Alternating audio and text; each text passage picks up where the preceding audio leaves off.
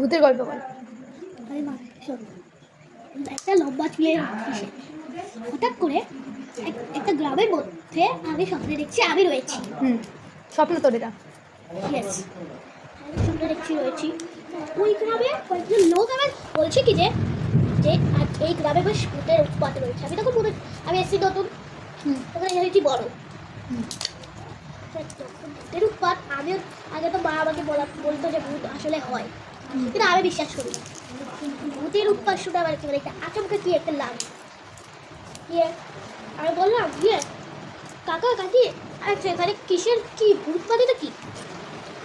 হ্যাঁ, ওরা বলবো যে যারা মরে যায় তাদের হাতটা যদি খারাপ হয় তারা মরে গিয়ে ভূত হয়ে যায়। আমি সেটা বলে ভাবছি এটা আত্মার ব্যাপার, ভয় লাগবে। আর বলছি কি মানুষের কি ক্ষতি করে ওই আত্মাটা? বলছে কি রে ওইটা শুধু চুল কাটে, বউদের আসে বউদের কি নিজের বসে করে। ওই যে ইসের মধ্যে টিভিতে হয় দেখি, ওই তোর মামা দেখে ওই যে পুষ্পবাংলা না কি বলে, আলাদা একটা আলাদা একটু ওই স্বপ্ন, এটা স্বপ্ন। স্বপ্নে টিভিতে দেখেই বাস্তবে ওই স্বপ্নে দেখে। হ্যাঁ দেখছি।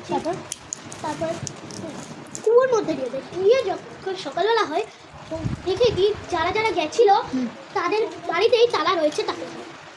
কি ব্যাপার, আমারও তো মনে ভয় লাগলো।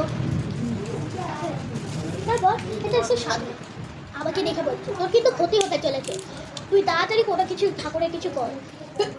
আমি বলছি ক্ষতি হতে চলেছে, কি হতে? বলছে বাজে একটা তোর চুলের আমি বলছি আমার চুল এই ছোটো ছোটো চুলে একটা ছোট চুল ছিল তখন, মানে মানে অতও বড় না, অতও বড় না। হ্যাঁ আমার আমি যখন ছোটোবেলায় কোমর অব্দি, আমার ছোটোবেলায় কোমর, এখন যে আমার কোমর রয়েছে ওইটুকু আমার আচ্ছা আচ্ছা আচ্ছা, চুলটা বড় ছিল, তোর থেকে একটু ছোটো। আচ্ছা আচ্ছা, আমার থেকে ছোট। আচ্ছা হ্যাঁ তোর থেকে ছোটো। আমি ভাবছি পণ্ডিত মশাই আপনি আপনি কীভাবে দেখে বুঝছেন যে আমার ক্ষতি আসছে? তাই বলছি আমি তোকে দেখে বুঝছি, আমি সবার ভাগ্য জানি, আমি সবার ভবিষ্যৎ দেখি। বলছে তুই তাড়াতাড়ি কোনো তুলসীর মালা তাহলে অন্য কিছু পর দেখি। উনি আমাকে একটা ফেসিলিটির মতো কি একটা দিল, আমি পড়লাম, কিন্তু আমি পণ্ডিতের সামনে পড়েছি আর আমি খুলে রেখে দিয়েছি।